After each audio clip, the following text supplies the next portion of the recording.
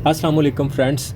ईद कुर्बान की आमद है, जिस पे बकरों से पहले जिस चीज़ की हमें ज़रूरत पड़ती है वो टोके और छुरियां हैं। बकरा तो आप चांद रात को भी ले आएंगे, लेकिन टोके और छुरियां उससे पहले तेज़ करवाना पड़ती हैं और ईद से पहले छुरियां तेज़ करने वालों के नखरे उठाना पड़ते हैं। बकरे को ज़िबा करने वाली छुरी किस तरह की होनी चाहिए, खाल उतारने वाली छुरी किस तरह की होनी चाहिए और उसे किस तरह तेज़ करना चाहिए, और टोके में अगर कट पड़े हुए हैं तो उनको कैसे क्लियर करना है, ये सब चीज़ें हम घर में ही बड़ी आसानी से कर सकते हैं। तो चलिए शुरू करते हैं।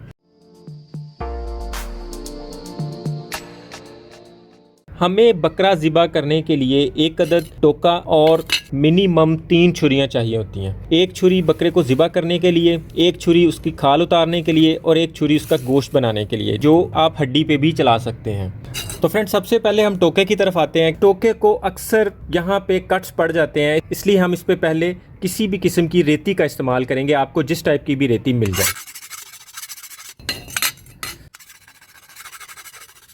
फ्रेंड्स, इस वक्त इसके सारे कट्स निकल चुके हैं। अब हम इसको तेज़ करेंगे। उसके लिए हमें एक लकड़ी का पीस चाहिए और एक अदद रेगमार चाहिए। वो हमें लोहे वाला रेगमार चाहिए। लोहे वाला रेगमार लेके हमें इस लकड़ी के ऊपर फिक्स करना है। जिस तरह मैंने ये ऑलरेडी ये फिक्स कर दिया हुआ है।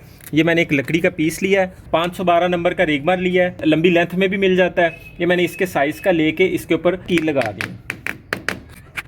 अब ये इसके ऊपर फिक्स हो गया है। अगर आप चाहें तो इसके साइडों पे भी लगा सकते हैं कील। इस तरह की किसी भी चीज़ की अड़ेस दे के इसके साथ लगाएंगे। एक साइड पे पाँव लगा देंगे ताकि ये यहाँ से हिले नहीं। पहले हम इसकी एक साइड की धार बनाएंगे, उसके बाद दूसरे साइड की। नॉर्मली टोके का एंगल थोड़ा ऊंचा होता है और छुरी का एंगल थोड़ा डाउन होता है, इसलिए हम पहले इसकी एक साइड से इसकी धार के मुताबिक, जितनी ऑलरेडी बनी हुई है उस धार के मुताबिक हम इसको इसके ऊपर रगड़ लेंगे।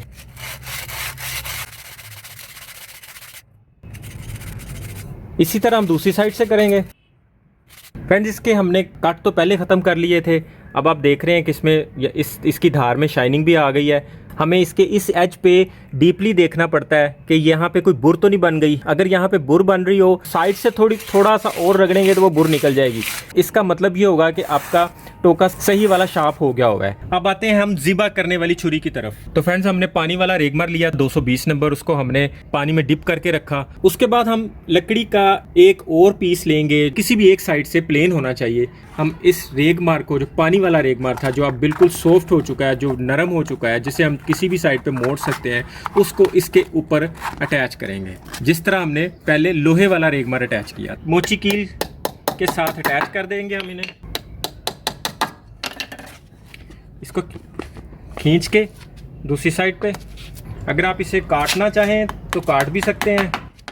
इसे टाइट करके लगाना है। फ्रेंड्स, ये हमारा एक औजार बन गया है। आप इसे छोटे साइज़ में भी बना सकते हैं और इसे आप किचन में हर वक्त के यूज़ के लिए भी रख सकते हैं। किसी भी वक्त इससे आप छुरी वगैरह तेज़ कर सकते हैं। इसके साथ हम थोड़ा पानी यूज़ करेंगे।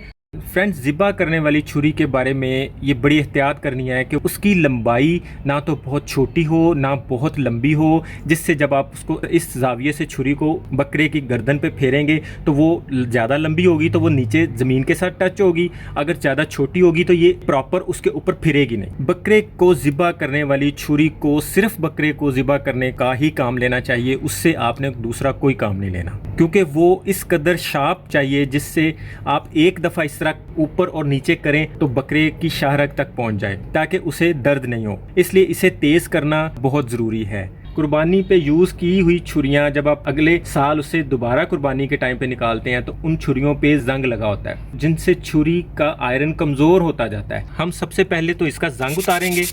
इसे पानी वाला रेगमार इसीलिए बोला जाता है कि ये पानी के साथ यूज़ करते हैं। जिस जगह पे आपको बहुत ज़्यादा सफाई चाहिए हो उस जगह पे ये पानी वाला रेगमार यूज़ करते हैं, और जितना रेगमार बारीक होगा उतनी सफाई ज़्यादा आएगी। अगर छुरियों को लेके बात करें तो उतनी छुरियाँ ज़्यादा तेज़ होंगी। आपको लगे कि ये छुरी काफ़ी हद तक ख़राब हो चुकी है तो आप पहले लोहे वाला रेगमार यूज़ कर सकते हैं, लेकिन हमारी छुरी ऑलरेडी शार्प है, इसे हमने एक्सट्रीम शार्प करना है, तो उसके लिए हम सिर्फ यही वाला रेगमार यूज़ करेंगे। जिस जगह से ये डाउन होना शुरू होती है आपने उसी जाविये पे इसको तेज़ करना शुरू करना है, और हमने पहले एक साइड से तेज़ करना है। इस साइड से आपका इस हाथ से दबाव आ रहा है, इस साइड पे आपने एक उंगली रख के दबाव दे देना ताकि टोटल छुरी एक ही तरह की तेज़ हो।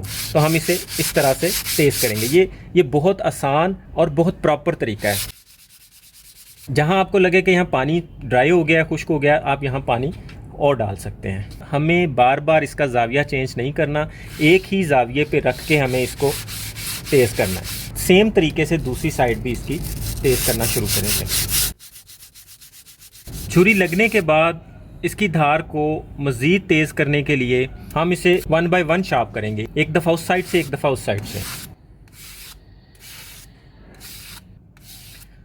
इसकी शार्पनेस को चेक करने के लिए सबसे अच्छा तरीका सिर्फ अंगूठे को इसके ऊपर इस तरह चेक करना है। इस तरह आपने ना ज़्यादा दबाना है ना ऊपर रख के इसको ऐसे फेरना बिल्कुल भी नहीं है, ना इधर किसी साइड पे नहीं फेरना, सिर्फ इसको इस तरह चेक करना है। आपको इसकी शार्पनेस का फ़ौरन से अंदाज़ा हो जाएगा। फ्रेंड्स, इस वक्त हमारी छुरी इंतहाई शार्प हो चुकी हुई है।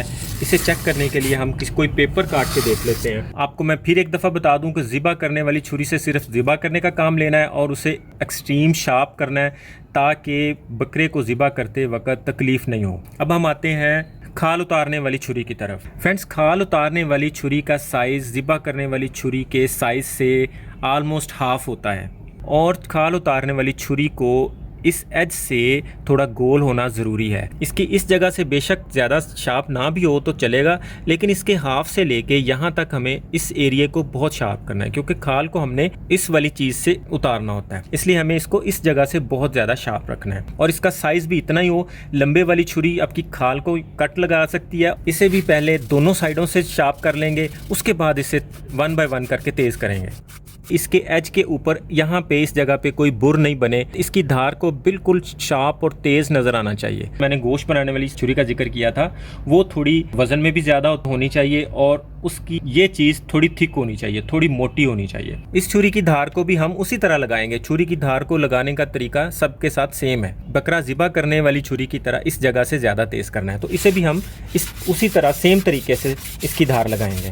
फ्रेंड्स, मैंने आपको बकरा ज़िबा करने, गोश्त बनाने, खाल उतारने के साथ साथ टोके को भी तेज़ करने का तरीका बता दिया है। जब आप बकरा ज़िबा कर रहे हो आपको ये पानी वाला रेगमार साथ रखना पड़ेगा। जब भी कोई भी छुरी आपकी बकरे की हड्डी पे यूज़ होती है, उसकी शार्पनेस ख़राब हो जाती है, तो फिर आप साथ साथ इस पे ऐसे तेज़ कर सकते हैं। बकरे को मुकम्मल ज़िबा करने तक आप इसे थोड़ी थोड़ी देर बाद भी यूज़ कर सकते हैं। बकरे को ज़िबा कर चुके हों, उसके बाद छुरियों को सेव करना हो आपने, इन छुरियों के ऊपर WD-40 खाने में यूज़ होने वाला घी या ऑयल या घर में मौजूद सरसों का तेल भी इन छुरियों और टोकों के ऊपर लगा के इनको सेव करके रख सकते हैं। इससे ये होगा कि नेक्स्ट टाइम जब आप इन्हें निकालेंगे तो इन पे जंग नहीं लगा होगा। और फ्रेंड्स, अगर आप ये चीज़ खुद से ना बना सकें तो इस तरह की वट्टी मार्केट से मिलती है, इस पे भी आप पानी डाल के छुरियाँ तेज़ कर सकते हैं। इस पे भी आप बार बार पानी का यूज़ करेंगे, पानी डालते जाएंगे और छुरियाँ तेज़ कर लेंगे। ये एक मार्केट से राड मिलता है, जैसे ये हड्डी पे फिरती है तो इसकी एक्सट्रीम शार्पनेस ज़ाया होती है, तो आप इसको इसके साथ भी